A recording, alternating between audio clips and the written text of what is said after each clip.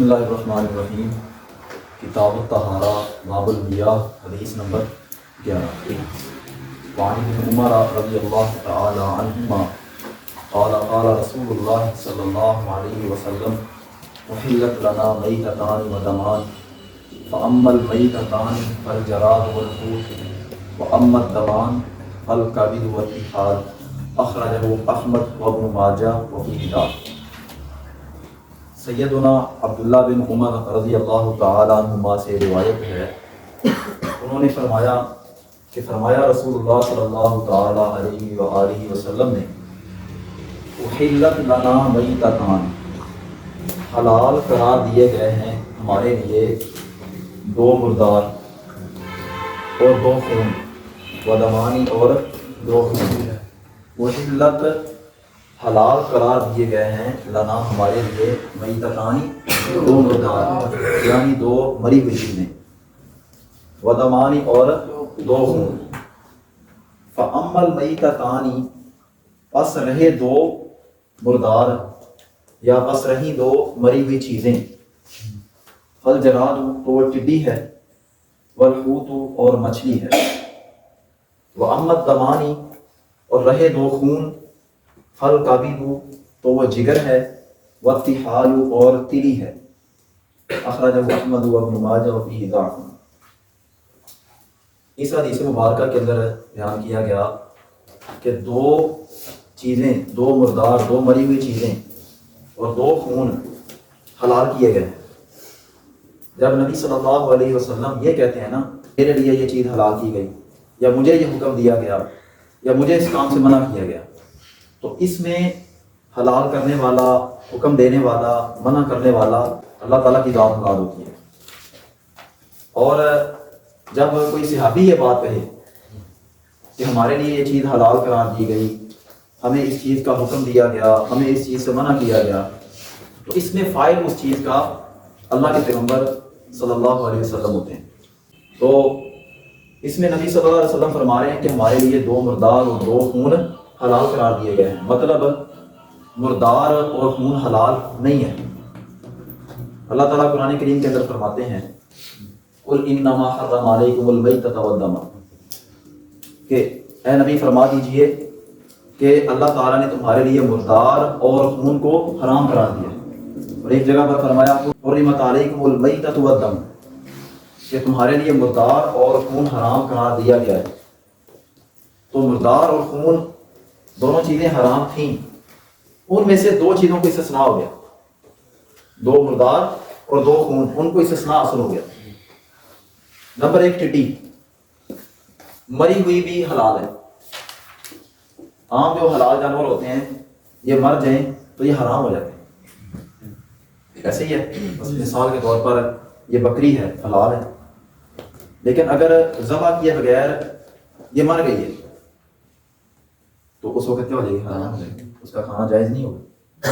اس طرح تمام حلال جانور ہیں ان کو ذبح کیا جاتا ہے، ٹھیک ہے؟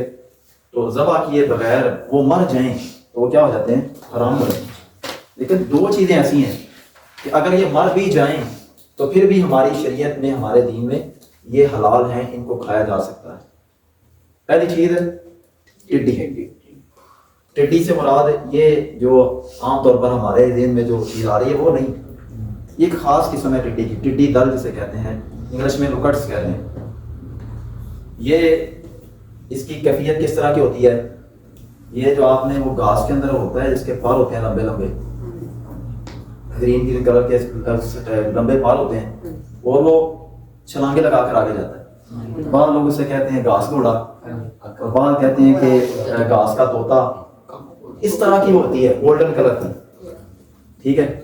یہ جب کسی علاقے میں آتی ہیں، آج سے تقریباً 4-5 سال پہلے، یہ ہمارا جو جنوبی پنجاب ہے نا، اس علاقے میں ہی آئی تھی، ٹھیک ہے؟ تو یہ کافی تعداد کے اندر یہ آتی ہیں۔ پھر جس جگہ پر یہ آ جاتی ہیں نا، وہاں پر یہ جو فصلیں ہیں ان کی تباہی، جتنے یہ درخت ہوتے ہیں ان کے پتے، یہ فصلوں کی ساری چیزیں چٹ کر جاتی ہیں۔ اگر یہ مر بھی جائے تو اس کو کھایا جا سکتا ہے، ٹھیک ہے؟ ایک ہے مثال کے طور پر میرا دل نہیں کرتا یا آپ کا دل نہیں کرتا کسی چیز کو کھانے سے، تو اس کا مطلب یہ نہیں کہ وہ چیز حرام ہے۔ اسلام ایک آفاقی دین ہے، جس نے پوری دنیا کا خیال کرنا ہے. کتنے ہی ایسے ممالک ہیں جن کے اندر بڑے شوق سے یہ چیز کھائی جاتی ہے. ہمارے ملک میں بھی ایسے کئی افراد ہو گئے جو بڑے شوق سے کھاتے ہیں. چیز کو دل نہ کرے تو اس کا مطلب یہ نہیں کہ وہ چیز حرام ہو گئی. بھائی آپ کا دل نہیں کر رہا تو اس کا مطلب آپ کا دل دین تو نہیں ہے کہ آپ کا دل جو چاہے گا وہ حلال ہو جائے گا, یا جو آپ کا دل جس چیز کو ناپسند کرے گا وہ حرام ہو جائے گا. اب ایک بعض بندے آپ نے ایسے بھی دیکھے ہوں گے کہتے ہیں میں کدو نہیں کھاتا, میں جی فلاں سبزی نہیں کھاتا, تو اس کا کیا مطلب وہ حرام ہوگی؟ نہیں. ہر بندے کی طبیعت اللہ تعالیٰ نے حلال چیزیں پیدا کی ہوئی ہیں اور جس کا جی چاہتا کھا لے, لیکن یہ نہیں کہ اس کو حرام کرا دے. یہ جو کدو نہ کھائے تو اس پر گناہ تو کہیں نہیں ہے. گناہ نہیں ہے, کوئی گناہ نہیں ہے, لیکن اگر وہ یہ کہتا ہے کہ یہ حرام ہے پھر تو گناہ ہوگا نا کہ یہ کیوں ایسے کہہ رہا ہے. اللہ تعالیٰ نے جو چیزیں دنیا کے اندر پیدا کی ہوئی ہیں, جس طرح انسانوں کے مزاج مختلف ہیں, ہر ایک بندے کی چوائس اور پسند مختلف ہے, ٹھیک ہے, لیکن اوپر سے جو چیز دین نے حلال کر دی ہے اس کی طبیعت نہیں بھی مانتی, اس کی طبیعت نہیں بھی مانتی, تو یہ باقی لوگوں کے اوپر اس کے اوپر حرام نہیں کرے گا یا اس طرح کی کوئی چیزیں باتیں نہیں کرے گا. بس نہیں دل مانتا تو بھائی چھوڑ دے. لوگوں کے اندر اس طرح کی اس کے بارے میں چیم گوئیاں یا اس طرح کی ناپسندیدگی پھیلانے کی ضرورت نہیں ہے. دوسری چیز ہے والحوت, مچھلی. مچھلی مری ہوئی بھی وہ کیا ہے؟ حلال. قرآن کریم کے اندر کیا کہا گیا؟ قل انما حرم علیکم المیتۃ, ہم نے آپ کے اوپر مردار کو کیا کر دیا؟ حرام کر دیا. اور حدیث مبارکہ کے اندر کہا گیا کہ دو مردار کیا ہیں؟ حلال ہیں, ایک ٹڈی اور دوسرا مچھلی. تو اس سے کیا ثابت ہوا کہ قرآن کریم کی طرح حدیث بھی حجت اور دلیل ہے. جو لوگ دنیا میں کہتے ہیں کہ صرف قرآن اس کو تھام لو, حدیث کی کوئی ضرورت نہیں ہے, تو اللہ تعالیٰ کو ایسے ایمان کی بھی کوئی ضرورت نہیں ہے, ایسے اسلام کی بھی کوئی ضرورت نہیں ہے. وَأَنزَلْنَا إِلَيْكَ الذِّكْرَ لِتُبَيِّنَ لِلنَّاسِ مَا نُزِّلَ إِلَيْهِمْ. اللہ نے قرآن ذکر اتارا اللہ کے نبی کی طرف کہ آپ اس کی تشریح کریں, وضاحت کریں. لِتُبَيِّنَ لِلنَّاسِ مَا نُزِّلَ إِلَيْهِمْ. قرآن اس وقت تک سمجھ میں آ ہی نہیں سکتا جب تک اس کے ساتھ احادیث کو ملایا نہیں جائے. قرآن کے اندر اصول ہیں, ضوابط ہیں. قرآن کے اندر بار بار یہ فرمایا گیا اقیم الصلاۃ, نماز قائم کرو. اس کا طریقہ کا سارا کہاں پر ہے؟ حدیث میں. قرآن کریم کے اندر یہ کہا گیا زکوٰۃ ادا کرو. کس مال کی زکوٰۃ ادا کرنی ہے, کس کی نہیں کرنی, کتنے میں سے کرنی ہے, کتنے میں سے نہیں کرنی, نصاب کیا ہے, سونے کا نصاب کیا ہے, چاندی کا نصاب کیا ہے, پیداوار کا نصاب کیا ہے, وہ قرآن کریم کے اندر بیان نہیں کیا گیا. محمد دمان, دو خون کون سے ہیں؟ پل کا بھی, یہ جگر, اس کلیجے جسے کہا جاتا ہے, تو وہ جمع ہوا خون ہوتا ہے. اور وقتحال تلی, یہ بھی اس طرح کا ایک ٹکڑا ہوتا ہے, اس کے اندر اس کے ساتھ لگا ہوتا ہے, ٹھیک ہے, تو یہ بھی خون ہوتا ہے جمع ہوا حقیقت میں. اس کو بھی دین اسلام میں کیا کیا گیا ہے؟ حلال کیا گیا ہے. قرآن کریم کے اندر کہا گیا خون حرام ہے, تو ان دو خونوں میں سے ان دو خونوں کو استثناء حاصل ہو گیا کہ یہ حلال ہے, یہ کھائے جا سکتے. بات سمجھ آ گئی ہے؟ تو دوسرا سوال یہاں پر یہ ہے کہ اس حدیث کو یہاں پر آنے کا کیا مقصد ہے؟ یہ باب المیاہ چل رہا ہے, پانیوں کا باب, اس کو تو آنا چاہیے تھا کتاب الاطعمہ میں. کون سی چیزیں کھانی چاہیے, کون سی نہیں کھانی چاہیے. تو اس میں مطابقت یوں بیان کی جاتی ہے کہ فقہاء میں سے ایک بہت بڑا گروہ ہے جس کا یہ موقف ہے کہ خون ہے یہ حرام ہونے کے ساتھ ساتھ نجس بھی ہے, حرام ہونے کے ساتھ ساتھ نجس بھی ہے.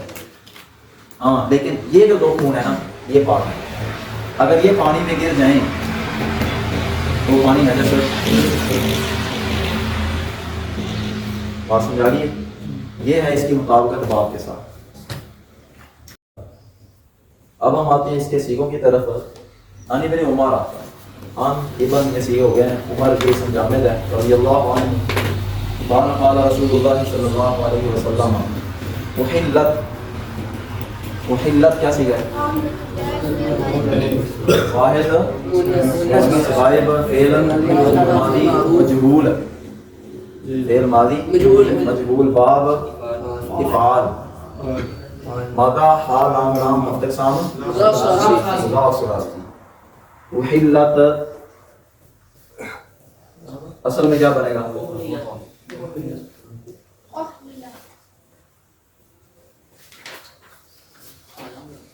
اصل کیا ہے؟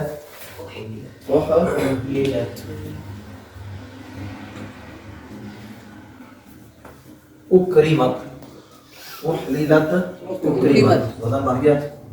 تو پھر اس کے اندر کون سا قاعدہ لگے گا؟ قاعدہ یمد لگے گا. دو متحرک ہم جنس حروف ایک کلمہ میں آ جائیں، ان کا ماقبل حرف صحیح ساکن ہو تو پہلے کی حرکت ماقبل کو دے کر ان کا ادغام کرنا واجب ہے. دو متحرک ہم جنس حروف ایک کلمہ میں آ جائیں، ان کا ماقبل حرف صحیح ساکن ہو تو پہلے کی حرکت ماقبل کو دے کر ان کا ادغام کرنا واجب ہے. یہ دو ہم جنس دونوں ہی متحرک ہیں. یہ دلیل ہم نے ادلہ میں پڑھی ہے. ٹھیک ہے، تو پہلے کی حرکت ماقبل کو دی، یہ بھی ساکن ہو جائے گا. جب ان دو ساکن ہیں ان کا آپ ادغام کریں گے، ہم جنس ہیں، تو یہ بن جائے گا. آگے ہے لام. لام حرف جار ہے، لام مجرور ہے، لا ضمیر ہے مجرور با حرف جر. میتتان، میتتن کی تسنیہ ہے. میتتن ہم نے سیگا پیچھے پڑھا ہے. کیا پڑھا ہے؟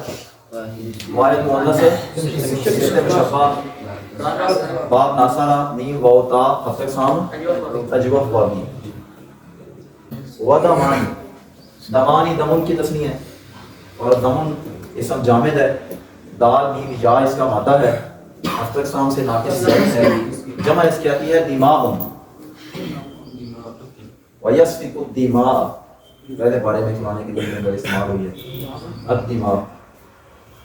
اچھا، اس کے بعد ہے فاما. اما حرف شرط و تفصیل، حرف شرط و تفصیل.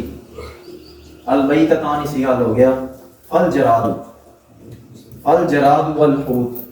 یہ الجراد اسم جامد ہے، جیم را دال اس کا مادہ ہے، اقسام سے صحیح سالم.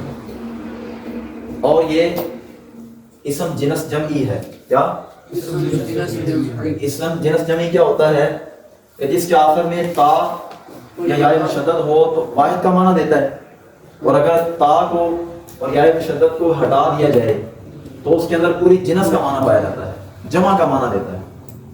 ٹھیک ہے، تو یہ الجراد، الجراد جرادتن سے اسم جنس جمعی ہے. کس سے؟ جرادتن. تا لگائیں گے تو ایک ٹڈی مراد ہوگی، اور اگر تا کو ہٹا دیں گے تو ٹڈیوں کی جنس جمع ساری چیزیں اس کے اندر آ جائیں گی. ایسے الفاظ کو کہتے ہیں اسم جنس جمعی. اور یا مشدد کی مثال کل ہم نے پڑھی ہے، آرابی، آرابی جن. یا لگی ہوگی تو ایک بادیہ نشین مراد ہے، ایک دیہاتی مراد ہے. یا کو آپ ہٹا دیں گے تو بن جائے گا آراب، جس سے آرابیوں کی بادیہ نشینوں کی ایک جنس مراد ہے. ایسے الفاظ کو کہتے ہیں اسم جنس جمعی. شجراتن، تا لگی ہوگی تو ایک درخت مراد ہے، تا ہٹا دیں گے شجر تو تمام درخت مراد ہیں، تمام جنس مراد ہے. ٹھیک ہے. بقرۃ، ایک گائے یا ایک بیل. اس کے آخر میں جو تا ہے وہ تائے وحدت ہے، ایک کا معنی دینے کے لیے. تا کو ہٹا دیں گے بقر، اس سے تمام گائے اور تمام بیل کو سارے کے سارے اس کے اندر آ جائیں، جنس مراد. اس کو کہتے ہیں اسم جنس جمعی. اس کے بعد ہے والحوت. حوت یہ بھی اسم جامد ہے، مادہ ہا و تا اجوف واوی. اس کی جمع آتی ہے حیتان. حیتان نہیں، حیتان آگے نیچے کسرہ ہے، حیتان یہ اس کی جمع حیتان. واما الضمان، الضمان پیچھے سیگا ہو گیا. فل کابیدو، کابیدو بھی اسم جامد ہے، مادہ کاف با دال ہر تک سام سے صحیح سالم. اس کی جمع آتی ہے اقباد. کیا آتی ہے؟